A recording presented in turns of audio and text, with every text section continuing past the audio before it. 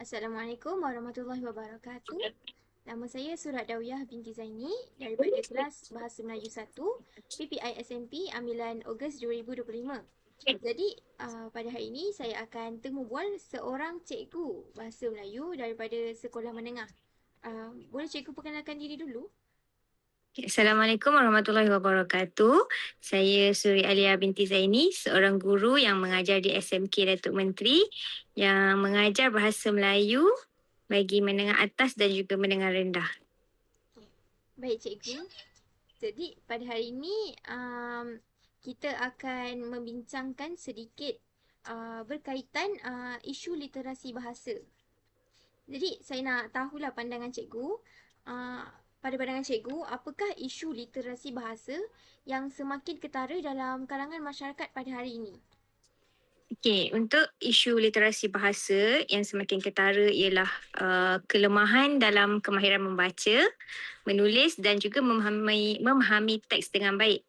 Okey, selain itu, penggunaan bahasa rojak dalam kalangan pelajar, kesalahan tata bahasa serta kebergantungan kepada singkatan dalam media sosial turut menjejaskan penguasaan bahasa Melayu bagi kanak pelajar pada masa inilah.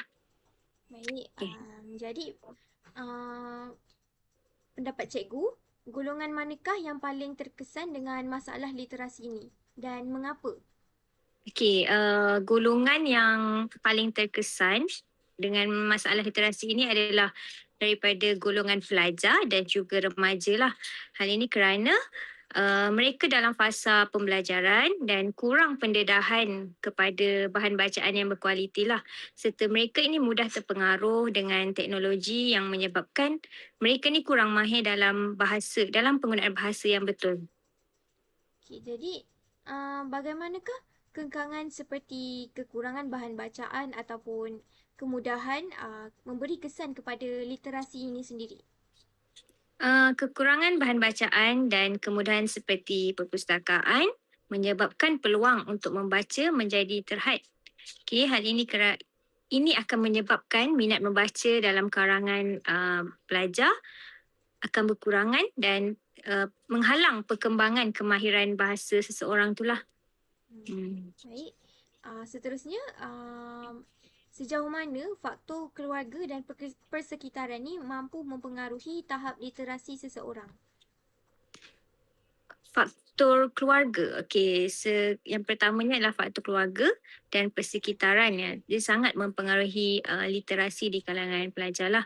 Okey, keluarga yang menggalakkan membaca ini akan keluarga yang menggalakkan membaca dan menggunakan bahasa yang baik akan membantu meningkatkan penguasaan bahasa seseorang itulah.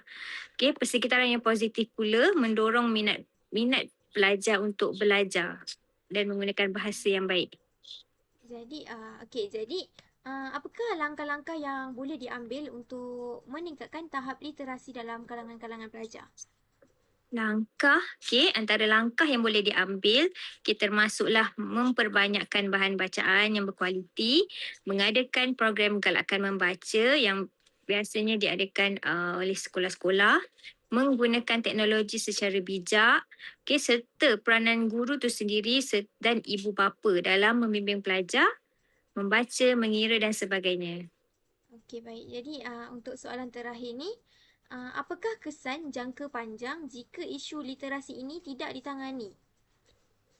Sekiranya isu ini tidak ditangani, ia boleh menyebabkan generasi yang sekarang ini lemah dalam berkomunikasi, sukar bersaing dalam dunia pekerjaan serta menjejaskan pembangunan negara dari segi pendidikan dan ekonomi.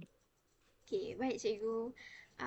Jadi saya rasa itu saja untuk soalan-soalan saya berkaitan isu literasi bahasa. Terima kasih kerana telah sudi untuk temu bual pada hari ini. Terima Okey, baik. kasih. Okey, sama-sama. Semoga berjaya. Terima kasih. Okey.